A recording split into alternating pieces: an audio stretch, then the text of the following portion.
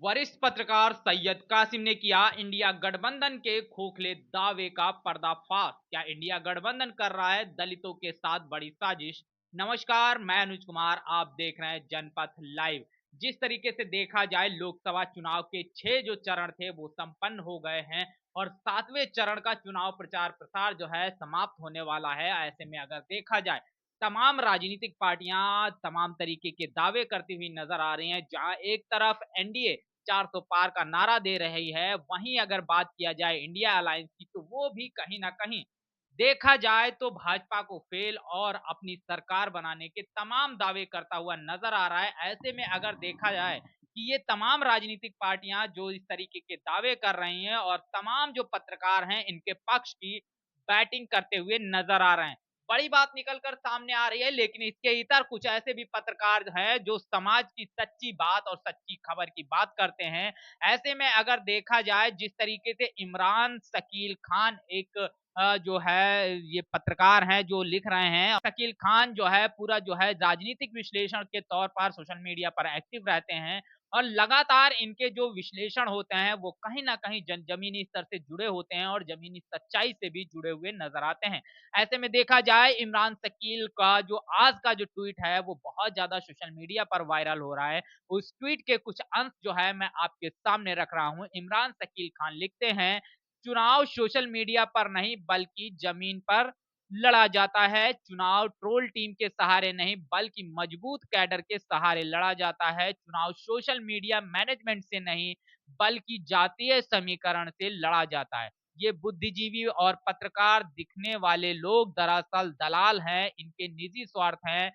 इन्हें कई किस्म के लालच दिए गए हैं, इन्हें माहौल बनाने और नैरेटिव सेट करने का ठेका मिला है, इसलिए दिन रात पत्रकारिता की आड़ में एजेंडा और प्रोपेगेंडा चला रहे हैं। बड़ी बात इमरान शकील का जो है खान करते हुए नजर आ रहे हैं और साफ तौर पर वो अपने इस ट्वीट में, काफी लंबा ट्वीट है, इसको मैं बारी बारी एक्सप्लेन करता चलूंगा। जिस तरीके से उन्होंने शुरुआती दौर में जो चुनाव है, चुनाव किस तरीके से लड़े जाते हैं, चुनाव को किस तरीके से जीता जा सकता है, वो उन्होंने बताया और उन्होंने कहा कि चुनाव जो व्यक्ति चाहता है कि हम सोशल मीडिया को मैनेज करके सोशल मीडिया के सहारे चुनाव जीत लेंगे, तो शायद ये चुनाव और उनके अपने जो तमाम दावे हैं वो खोखले नजर आएंगे। चुनाव जो है किसी ट्रोल आर्मी के सहारे नहीं जीते जा सकते हैं। चुनाव जो है वो सोशल मीडिया को मैनेजमेंट करके तमाम पत्रकारों के सहारे नहीं जीते जाते हैं। हाँ, नैरेटिव जरूर सेट किया जा सकता है ये। और इसके साथ ही साथ उन्होंने जो पत्रकार जो तमाम जो अलायंस है, तमाम राजनीतिक पार्टियां हैं, उनके लिए जो बैटिंग करते हैं, उनको उन्होंने दलाल तक घोषित कर दिया और उन्होंने कहा ये लोग जो इस तरीके की बातें कर रहे हैं, चाहे वो 400 पार की बात करें, चाहे वो इंडिया अलायंस की जो है सरकार बनाने की बात करते हुए नजर आ रहे हों, चाहे किसी भी तरीके का नैरेटिव सेट करते हुए नजर आ रहे हैं, उनको दलाल और निजी स्वार्थ के लिए तमाम चीजें करने की बात वो कहते हुए नजर आ रहे हैं। और इसके साथ ही साथ वो लिखते हैं कि भोली भाली आवाम हर माइक, कैमरा और कलम पकड़े आदमी को पत्रकार समझ रही है, इनकी चिकनी चुपड़ी बातों में आ जा रही है। इंडिया गठबंधन ने ने तो कई पत्रकारों को सिर्फ बसपा के खिलाफ नैरेटिव सेट करने का ठेका दिया है, जिससे बसपा का कैडर हताश और निराश हो जाए, वो बसपा को कमजोर समझने लगे और अंत में निराश होकर ना चाहते हुए इंडिया गठबंधन को वोट दे दे। बड़ी बात कही है और जमीनी स्तर पर जिस तरीके से हम लगातार घूम रहे हैं और कहीं ना कहीं इस बात में एक बड़ी सच्चाई भी छुपी हुई है। तमाम जो इंडिया गठबंधन की तरफ से तमाम ऐसे पत्रकार, तमाम तरीके से ऐसे ट्रोलर को लगाया गया है जो लगातार बहुजन समाज पार्टी को टारगेट कर रहे हैं, बहुजन समाज पार्टी के खिलाफ में तमाम तरीके का नैरेटिव सेट कर रहे हैं। जिस तरीके से 2022 के बाद बसपा को बीजेपी की बी टीम का जो टैग दिया गया और तमाम जो चीजें हैं वो फैलाई जा रही हैं। ऐसे में अगर देखा जाए, जिस तरीके से ये बात निकल कर आ रही, जो ये तमाम पत्रकार जिन्हें जो है शकील खान का कहना है कि कुछ लोग ऐसे होते हैं जिन्हें वो लोग जो भारत की आवाम है, कोई भी व्यक्ति अगर उनको कैमरा और पेन लिए हुए मिल जाता है तो उसे पत्रकार समझ रहे हैं और यही लोग जो है बहुजन समाज पार्टी के खिलाफ इस तरीके का नैरेटिव सेट करते हुए नजर आ रहे हैं।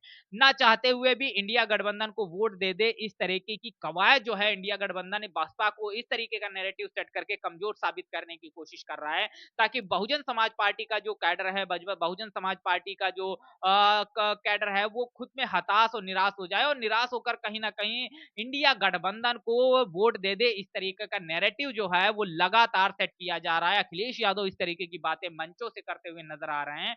अगर सपा कांग्रेस की बात किया जाए तो इनके पास उत्तर प्रदेश में मुसलमानों के अलावा कोई समाज ठोस तरीके से नहीं है। ये दोनों दल जमीन पर बहुत कमजोर हैं, लेकिन सोशल मीडिया पर 80 सीट जीतने का दावा कर रहे हैं। ये बात सच्चाई है, क्योंकि अखिलेश यादव की बात किया जाए, चाहे इंडिया अलायंस की बात किया जाए, कांग्रेस की बात किया जाए, कांग्रेस की अगर बात करते हैं तो पिछले चुनाव में कांग्रेस का उत्तर प्रदेश के अंदर 1 से 1.5% वोट शेयर था। अखिलेश यादव की अगर बात किया जाए, अखिलेश यादव के साथ में तमाम छोटे दल थे जो अब भारतीय जनता पार्टी के साथ में हैं।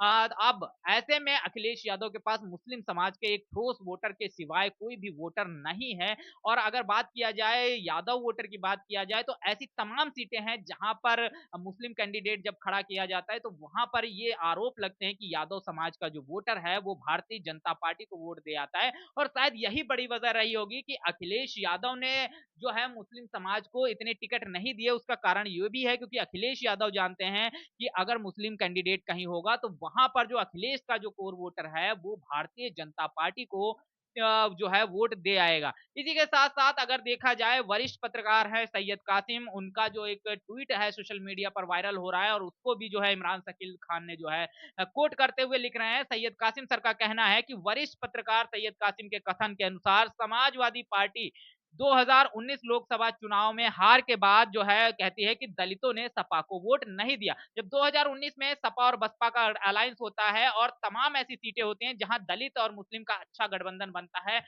और मुस्लिम समाज के तमाम जो है टिकट जो है वो जीत कर आते हैं, तमाम कैंडिडेट है जो जीत कर आते हैं।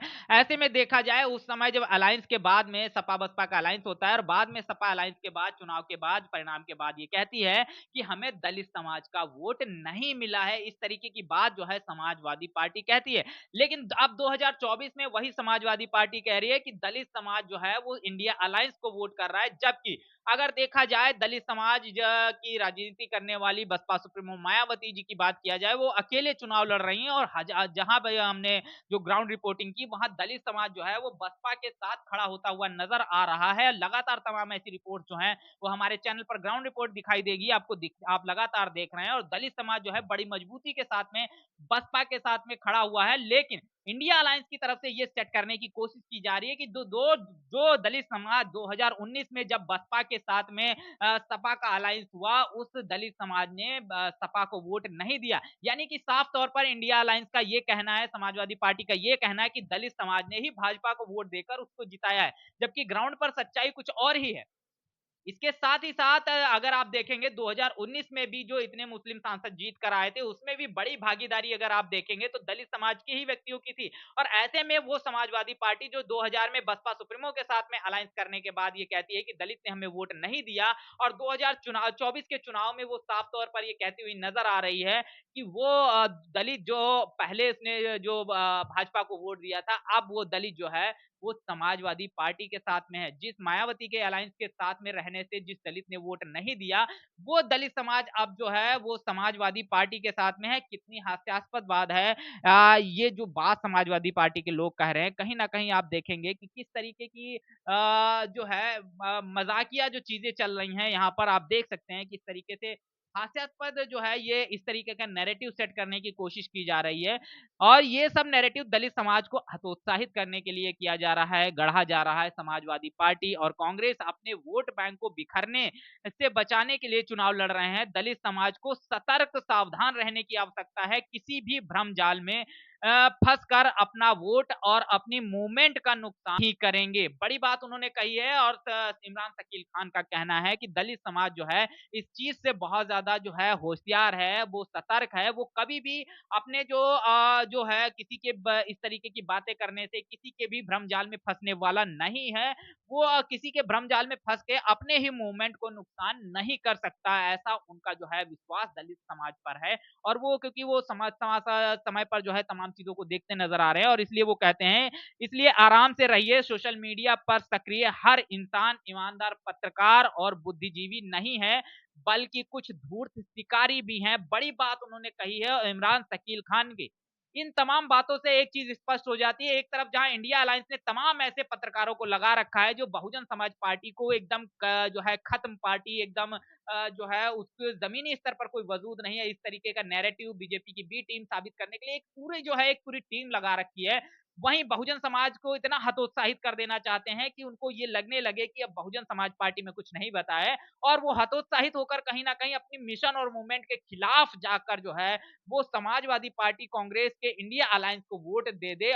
जो अखिलेश यादव कहते थे कि 2019 में दलित समाज ने उनको वोट नहीं किया, जब मायावती के साथ में उसका अलायंस था, वो अखिलेश यादव ये कह रहे हैं, समाजवादी पार्टी ये कह रही है कि अब दलित समाज ने उनको 2024 में जो है वोट दे रहा है। जब अगर ऐसे में देखा जाए, बसपा सुप्रीमो मायावती अकेले चुनाव लड़ रही हैं, उनका किसी भी राजनीतिक पार्टी के साथ में किसी भी तरीके का अलायंस नहीं है। बहरहाल जिस तरीके से इमरान साकिब खान का कहना है कि तमाम तरीके के जो लोग सोशल मीडिया पर पत्रकारिता करते हुए नजर आते हैं, वो सभी पत्रकार नहीं हैं, उसमें कुछ दूर से शिकारी भी हैं, इस तरीके की बात उनका उनका कहने का मतलब है। और जो दलित समाज है, इस पूरे नैरेटिव में फंसने वाला नहीं है, वो अपनी मिशन और मूवमेंट के खिलाफ किसी भी तरीके के वोट करने वाला नहीं है। इन तमाम बातों से आप कितना इत्तेफाक रखते हैं? इमरान शकील खान की उन बातों से, सैयद कासिम की उन तमाम बातों से आप कितना इत्तेफाक रखते हैं?